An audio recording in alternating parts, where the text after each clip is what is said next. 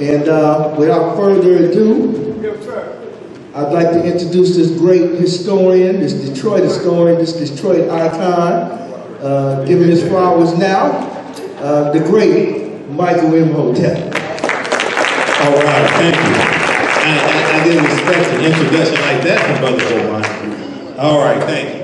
All right, they're getting the podium set up for me. All right, Kujichagulia. All right, Kujichagulia. All right, so look, I have, this is a tight 30-minute presentation. So, you know I can do 3-4 hour presentations. This is not one of those. So this one here, and they have it, good brother, Brother Ben back there, has my presentation up on the screen. All right, so this is Kwanzaa, Kujichagulia, self-determination to repair the damage from a legacy of slavery and racism, okay? Advance forward because more information comes up, Brother Ben. All right, now, so this presentation is going to build upon the presentation that I did last year for Malcolm X grassroots movement for Kujichagulia. And thanks to Sister Shoshana and Brother Bomani, Brother Kemba, and everybody else for organizing this event, okay? You can get, go for it because 2 more things come up. At the African History Network, we focus on educating, empowering, and inspiring people of African descent throughout the diaspora and around the world, because right now it's corrects wrong behavior. What you do for yourself, what you do to yourself, and what you allow other people to do to you and get away with is based upon what you think about yourself. What you think about yourself is based upon what you have been taught about yourself. What you've been taught about yourself is based upon everything you've read, seen, and heard about yourself. All right, you can contact me at AfricanHistoryNetwork.com, and my vendor table is back here as well. All right, okay, let's go to the next slide, Brother Ben. And I've been on Roland Martin Unfiltered for 3 years now, started October 2020. I kick butt every Friday. I've had to get on Roland a couple of times, and he backed up off me, so now we're cool.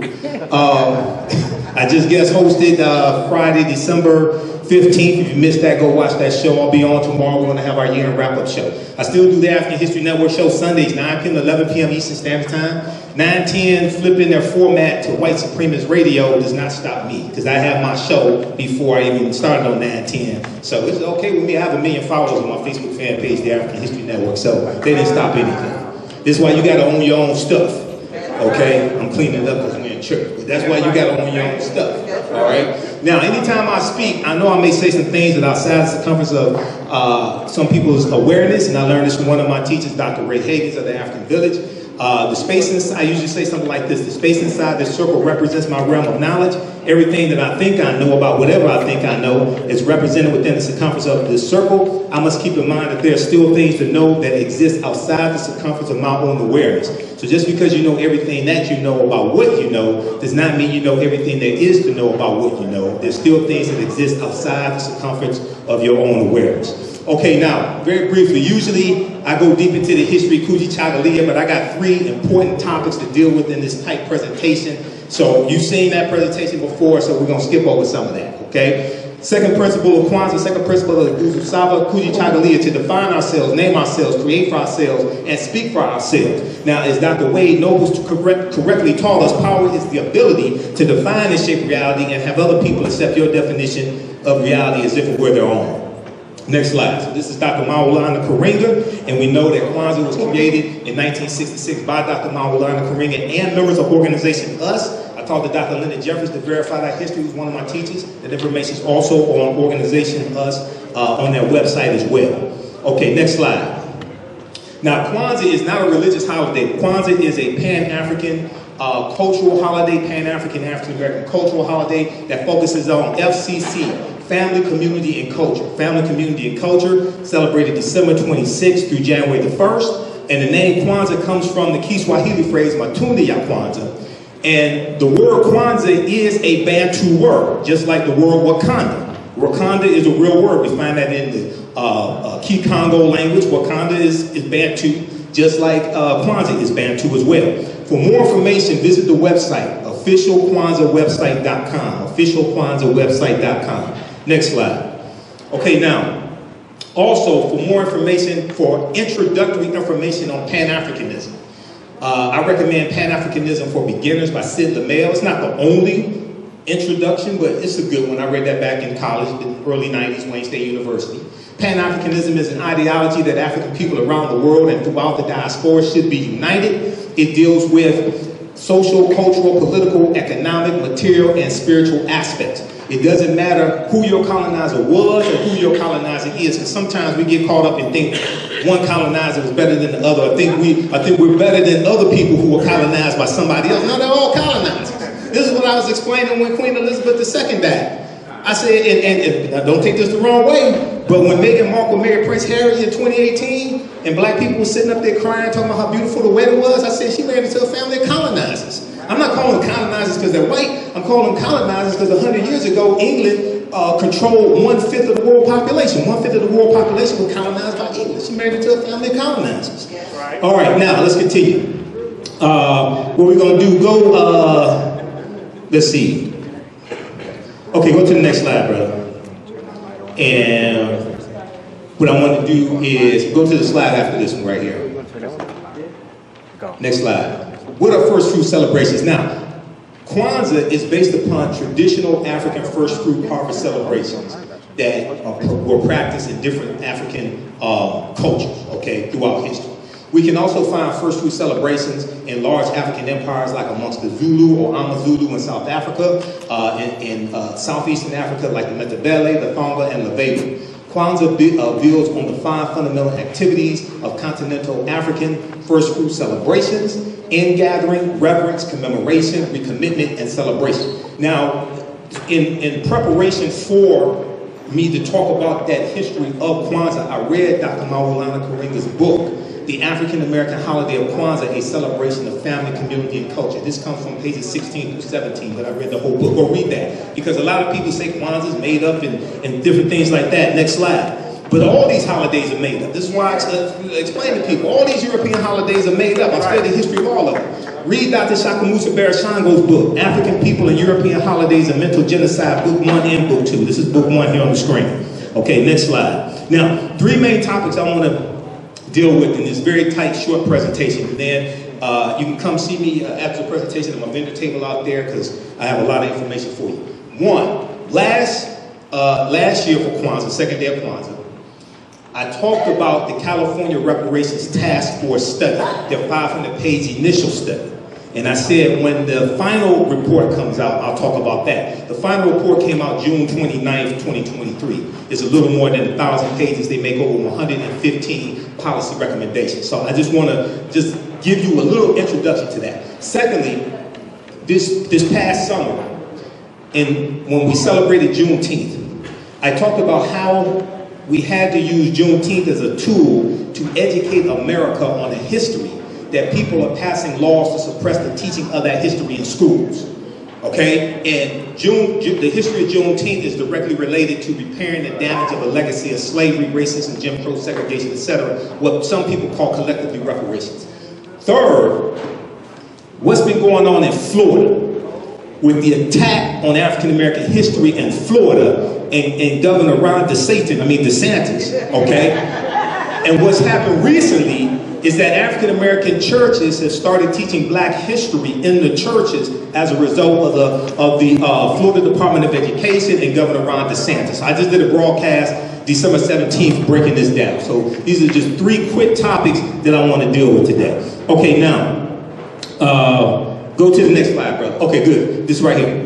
Assessing the damage that was done that needs repairing. Now, I read the executive summary of the 500-page initial report, and it was deep. This one here, this 1,000-page report, this is the most in-depth analysis and study of African Americans probably since the 1968 Kern Commission report. All right, now, as I explain to people, as a historian, as I explain to people, before you can make recommendations for repairing the damage of a legacy of slavery, Jim Crow, segregation, racism, redlining, housing discrimination, etc., we first have to understand who African people were and what African people had before we were put into an institution that largely stripped us of our history, culture, language, spiritual systems, folklore, names, family ties, identity, culture, etc. If you start your analysis in slavery, you're already a few hundred or maybe some thousand years too late. You got to go before that. Because to repair, the root concept of reparations means to repair, to restore you to a state you were in before the damage was done, to make you whole again.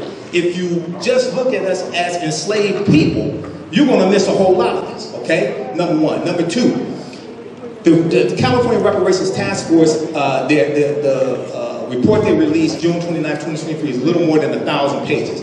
Read this article from CNN.com. California Reparations Task Force releases final set of recommendations, June 29, 2023, and they have the link to the full 1,000-page studies, broken down by chapters as well, and I've been going through looking at a lot of it. Next slide. A task force examining reparations for black residents in California. Now, African Americans are only about 6% of the population in California, and only about 6% of the population in San Francisco, right? In California, released this final report Thursday, June 29, 2023, with more than 115 policy recommendations for how the state should compensate those harmed by slavery and historical atrocities. Now, as I try to explain to a lot of people, and I've been on some panels, I was on the Tammy Mack show, The Business of Being Black, on the Fox Soul TV network. That show isn't on anymore. But as I try to explain to people, because I teach this history, California does not have a deep history of slavery like Mississippi, Alabama, Texas, anything like that. You know, they have, California comes into the Union in 1850 as a free state. They have some estimates are between 1,500, some say as many as 4,000 African people in semi-slavery. That's for maybe 15 years to 1865 when Georgia ratifies the 13th Amendment, December 6, 1865. California is not Texas. In June of 1865, when Major General Gordon Granger goes into Texas to deliver General Order Number 3, there are 250,000 enslaved African people in Texas. Okay, California is not Texas. You have to understand the history of these individual states. This is what I'm trying to explain to people here in Michigan. 1837, when Michigan became a state in the Union, when Michigan abolished slavery and became a state in the Union, at best, and I'm being generous, at best, they had 100 enslaved Africans in Michigan. Michigan is not Mississippi, even though there was racism here. Michigan is not Mississippi. So you have to really understand specifically what it is that you're talking about. Okay, now, next slide. Okay, all right, so recommendations, and let me catch up with this here. Recommendations in the landmark report comprised of more than 1,000 pages and included recommendations for reforms linked to healthcare, housing, education, and criminal justice, among other areas. Read this article here. Yeah, okay, the same one. California Reparations Task Force releases final set of recommendations, June 29, 2023. Next slide. Okay, the task force hired a panel of experts, including economists, to calculate what black Californians have endured. Through their formula, they determined that an eligible person could be owed up to an estimated $1.2 million. Now, they outlined 12 harms, 12 documented harms, and laid out the historical and legal argument behind that. They said there's more than 12 harms, but they wanted to focus on those 12, and then the 115 policy recommendations specifically address those 12 harms. The formula includes dollars lost because of race-based health disparities, mass incarceration, housing discrimination, unjust land seizure, and other harms that had major impacts on black Californians. And what they do is, for each one of these harms, they show what happened nationally and how African Americans were harmed nationally by those harms, and then specifically California. Okay, next slide. In the case of monetary reparations, only those individuals who can demonstrate that they are the descendant of either an enslaved African American in the U.S. or a free African American living in the U.S. prior to 1900 should be eligible to report status. Now, the reason why they had to do it like that is because in the state of California, they have a state law, like a lot of states do. Race-based policies are illegal. It's illegal in the state of California, as well as federal law, to have policies for only one race of people. So the way they have it set up, and Camila Moore, who's an attorney, is the chairwoman of the commission. They have it set up by lineage, and they're trying to structure this because they know it's going to be challenged in court. Whatever happens, they know it's going to be challenged in court. If affirmative action for college admissions gets overturned by a 6-3 conservative Supreme Court, you think this won't be challenged? Absolutely. If an executive order to forgive student loans gets challenged in court, and that was going to disproportionately benefit African Americans, it was going to lift 500,000 African American families who are in poverty. It would take them, I mean, not poverty, it would take them from a negative net worth to a positive net worth. That one executive order. If that gets overturned and that gets challenged in court, you think this won't be challenged? So they're trying to structure it so that it can withstand legal challenges. This is what I'm trying to explain to all the hashtag cut the check people. They don't seem like they really understand this. Now, at the federal level, race-based policies are illegal at the federal level. And I found this out when, some years ago, I was on a committee to write an Executive Order 22 here in the city of Detroit, under Kwame Kilpatrick. And one of the first things corporate counsel said was it's illegal to have policies for one race of people. She was citing federal law. Read this. How many people read the 1964 Civil Rights Act? If you haven't read it, go read it tonight along with the U.S. Constitution. If you read those two, there's a whole lot of stuff you'll start really understanding. All this is based upon law. Title 6, Section 601, non-discrimination in federally assisted programs. This is from the 1964 Civil Rights Act. It says, no person in the United States shall, on the ground of race, color, or national origin, be excluded from participation in, be denied the benefits of, or be subjected to discrimination under any program or activity receiving federal financial assistance. You can go to archives.gov, U.S. National Archives, read it yourself. Proper documentation ends all conversation. You don't believe me, go read it yourself. Because the reason why that was put in there is because we were being discriminated against by policies. Now, you can write policies that disproportionately, positively impact African Americans, but it's illegal to write policies only for one race of people. So you have to understand how to get around it. So as I explained to people, who studied the history of slavery in this country? Raise your hand. Who studied the history of slavery in this country? Usually I ask Bobby Gibson this question, but he's not here tonight. Sister Nita, why do most slaves who run away at nighttime and not in the daytime? Who wants to tackle that complex question? We didn't have PhDs, but we weren't stupid, okay? We knew we had a much better chance to stay gone if we ran at nighttime because it'd be harder for them to see us and they're asleep, things of this nature, right? All right, let's continue here. Let's go to, we're gonna go to the next slide, policy recommendations. I just want, they made over 115 policy recommendations. I just want to show you a few for the sake of time. Just so you, has anybody read, now this is a 74-page executive summary. Has anybody read the executive summary for the final report? Anybody read the executive summary for the first report? The first report, the executive summary was 28 pages. If you read these, it will totally blow you away, and it details the history. It talks about how history and laws have been used against African Americans. And as I explain to people, everything they do to us, they use the law to do it. And then when they get caught breaking the law, they go hire an attorney at law to defend them in the court of law. So the common denominator is law. We need to understand the law better than they understand the law. And I teach this in the whole concept that I created called political self-defense. All right, now, if we look at this quickly here, go back, brother. I didn't get to that yet, I was talking. All right, policy recommendations. 1, require payment, this is not in any order of importance. Require payment of fair market value for labor provided by incarcerated persons. We know that privatized prisons have already been outlawed in the state of California. It passed, the state legislature and Governor Gavin Newsom signed it into law, I think it was like 2019, okay? So that's already been outlawed, they're privatized prisons. But it's not only in privatized prisons where forced labor will take place.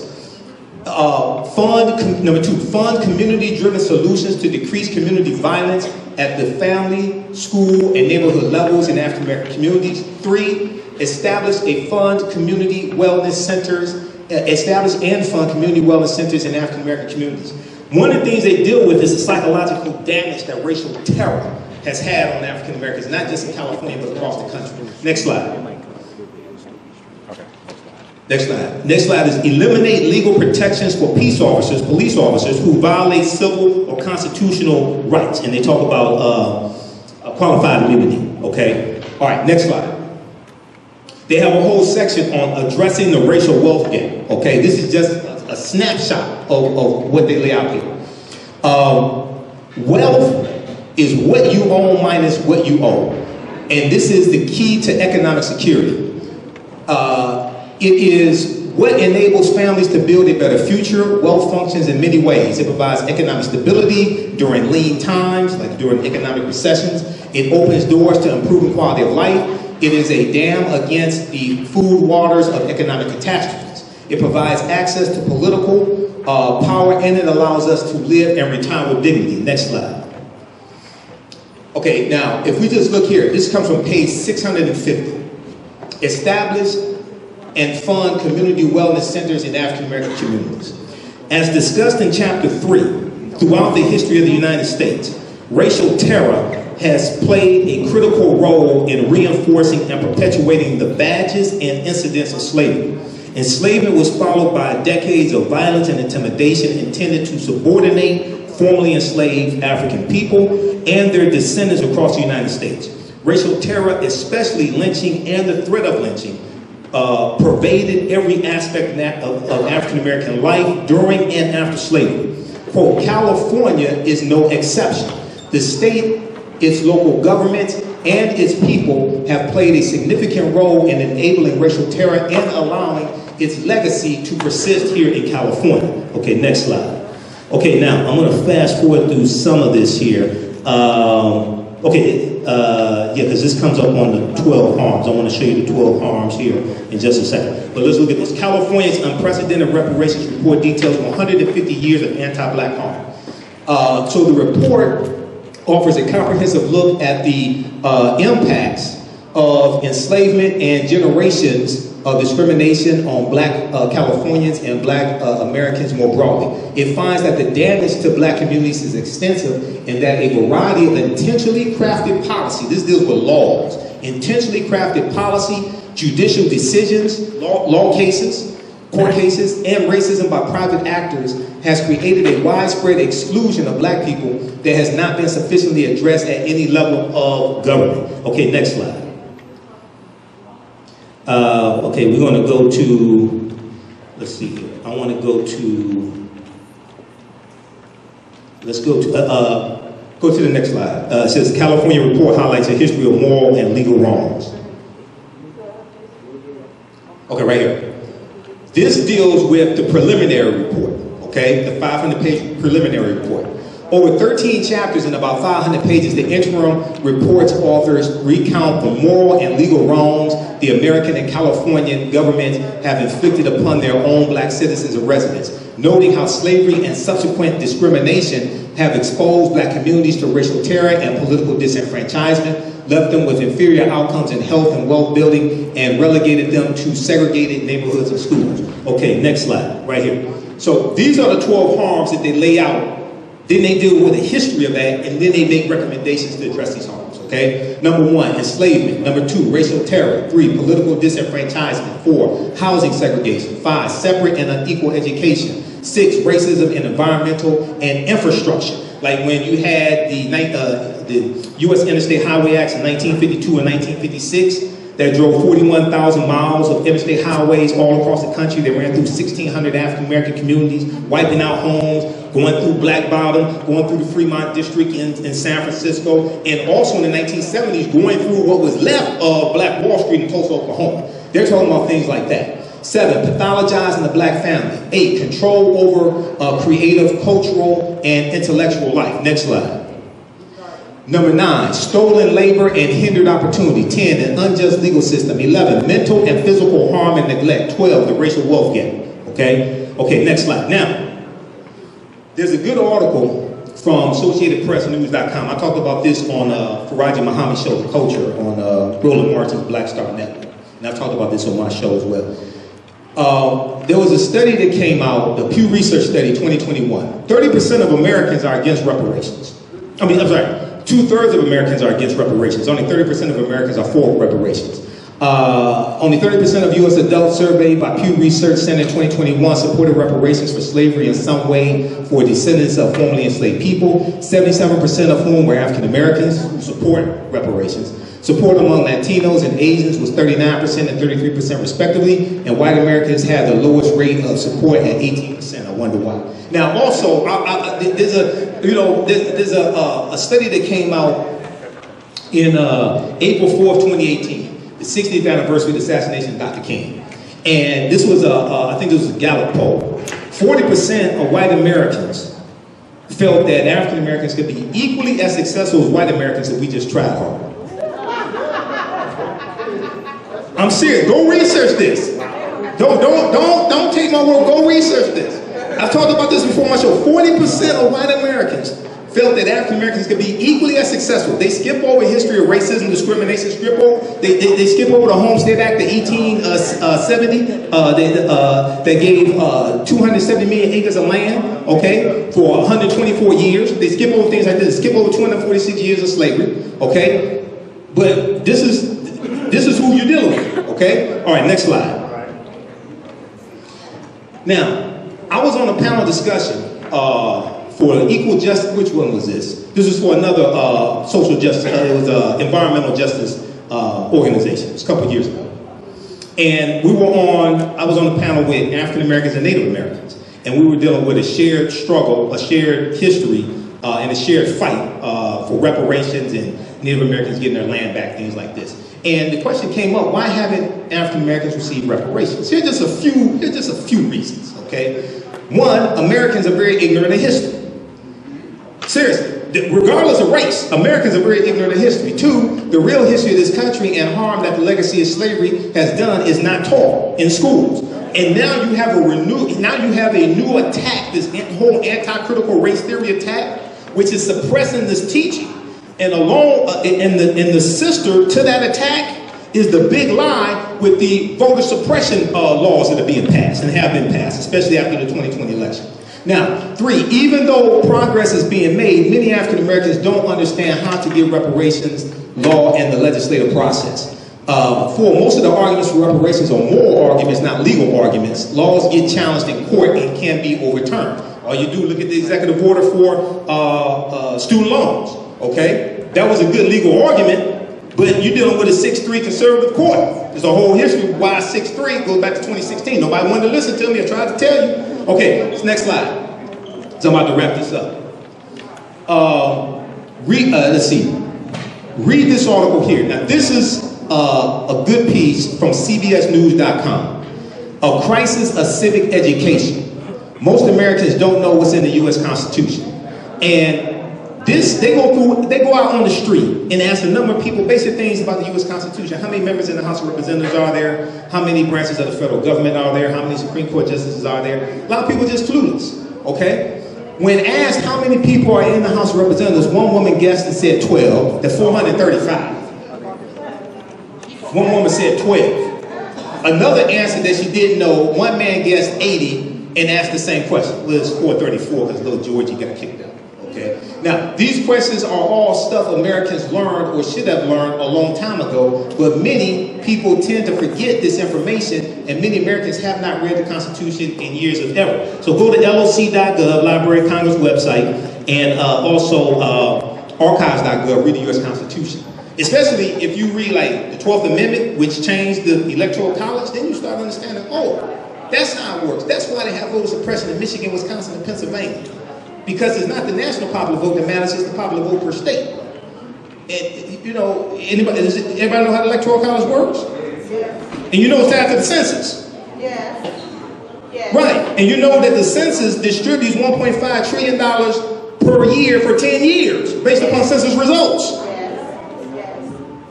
See, I'm talking to the right audience. All right. Now, okay, let's go to the next slide.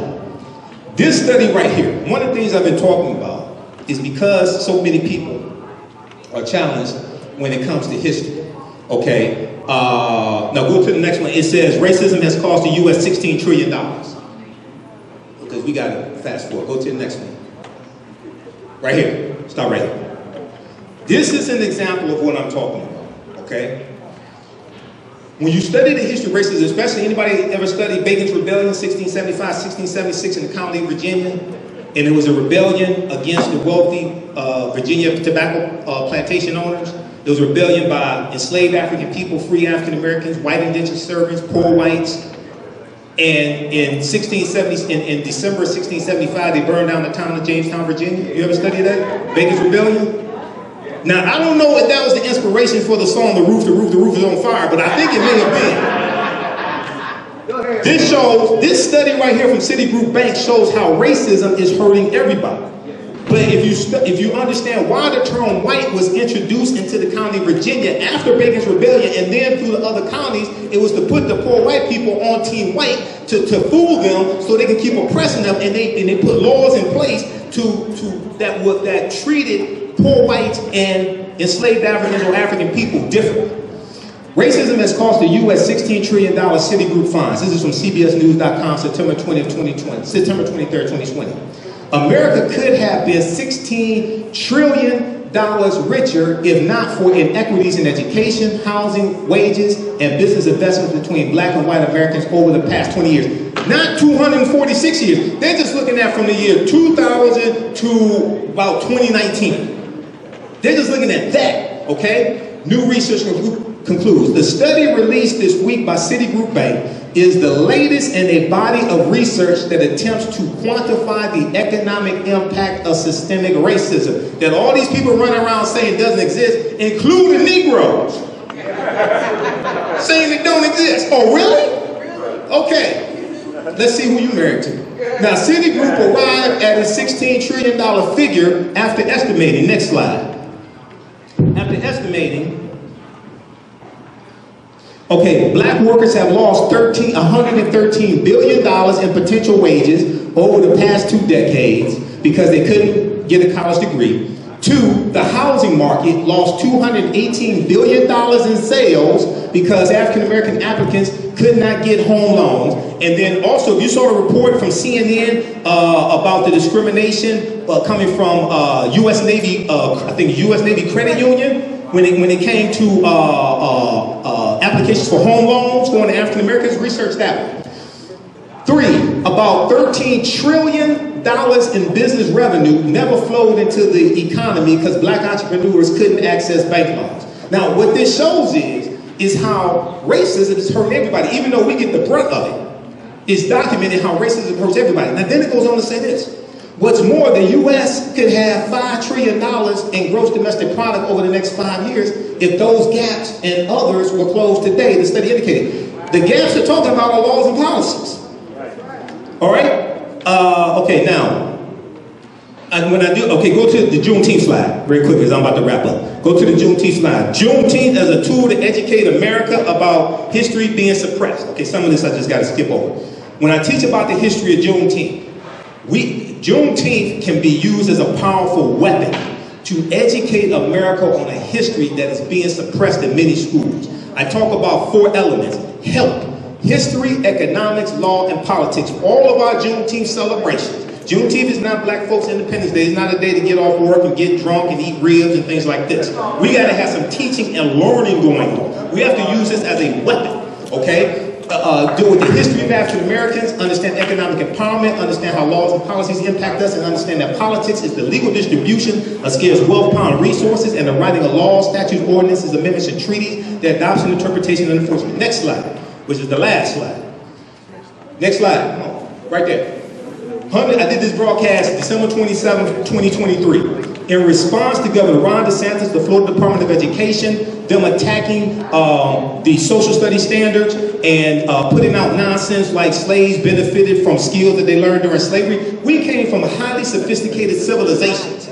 We were already skilled before we were put into the institution of slavery. We did not have to be kidnapped and put into the institution of slavery and put into an apprenticeship program to learn skills. Okay? So now you have there's an organization called Faith in Florida. They put together an 11-module study guide, which consists of numerous books and videos and things like this.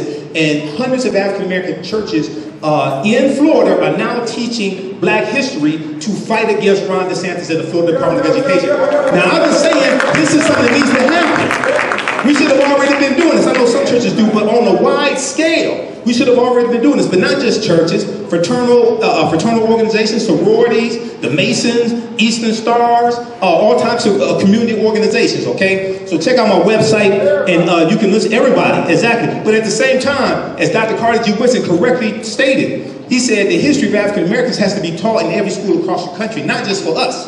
Because the way you treat a people is based upon what you've been taught about a people. What you've been taught about a people is based upon what you read, heard, and seen about a people. So when you got people who are going to be future doctors, attorneys, police officers, judges, politicians, etc., who are largely ignorant of your history, and a lot of what they know is negative. When they come in contact with somebody that's representative of that group, they're going to operate based upon how they've been programmed. Okay? All right, next slide. Okay, now, I'm going to wrap up here. Come see me at my booth back there. We have a special Kwanzaa bundle pack. You get my 2 online history classes, Ancient Kemet, the Moors, and the Ma'afa, Understanding the Transatlantic Slave Trade, what they did teach you in school, and my new class, Black Resistance Movements from the Haitian Revolution, U.S. Civil War, Civil Rights Movement, Black Power Movement, 1800 to 1968. We have them all on demand. You get that and 15 of my lectures in download format for one price. That's 76% off. And go to the next slide. Yeah, so Ancient Kemet, the Moors, and the Ma'afa, that is it's actually 12 lessons, about 30 hours. We did with thousands of years of history. And next slide. And what leads up to the transatlantic slave trade taking place. And then, because I had so much information and I get so deep into the history, I realized that we had to specifically focus on the year 1800 through 1968 with the assassination of Dr. King and the election of Richard Nixon. Okay, so this second class gets deep into that, and we go through and look at that history, but we focus on Black resistance movements, how we fought back against white supremacy and racism, all different ways, okay? All right, so I'm gonna wrap it up there. There too, Stephen Biko, one of our great South African freedom fighters, who was portrayed by Denzel Washington in the 1987 movie Cry Freedom. He said, the most potent weapon in the hands of the oppressor is the mind of the oppressed. Next slide. He said, the most potent weapon in the hands of the oppressor is the mind of the oppressed. Last slide. Wakanda forever, Asante Sana, Imhotep. Thanks for your attention. Peace.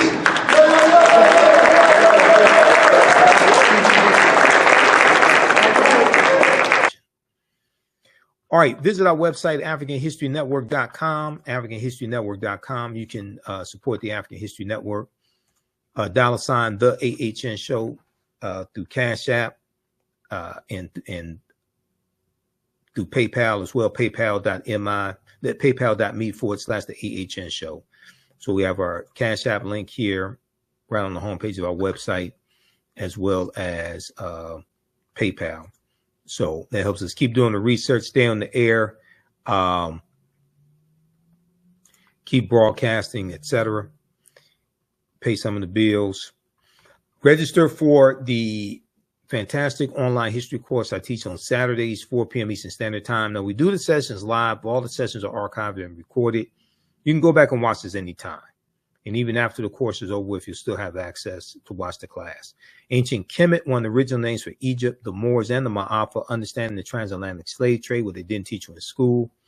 It's a 12-week online history course. It just started up. Click right here to register. And you can do debit card or credit card or pay through PayPal. We have our class lesson plan right here as well. There are over 200 slides that we look at in the class, 80 to 100 articles, 15 books that we reference. You don't have to buy any of the books. I'll show you excerpts of the book right on the screen. The video clips that we look at, etc. Interviews I've done with many of our scholars like Professor James Small, Professor Kaba Kamene, Anthony Browder, Runoko Rashidi, and more. Click right here to download the lesson plan, and you can we have a overview of the class right here as well. All right, look, we have to get out of here. Remember, at the African History Network, let's see here. So hopefully you all learned a lot today. Give us a thumbs up, give us a heart, give us a like on this broadcast. Remember, at the African History Network, we focus on educating, empowering, and inspiring people of African descent throughout the diaspora and around the world, because right now it's correct your own behavior. What you do for yourself, what you do to yourself, and what you allow other people to do to you and get away with is based upon what you think about yourself. It's not over till we win. Wakanda forever, and we'll talk to you next time. Peace.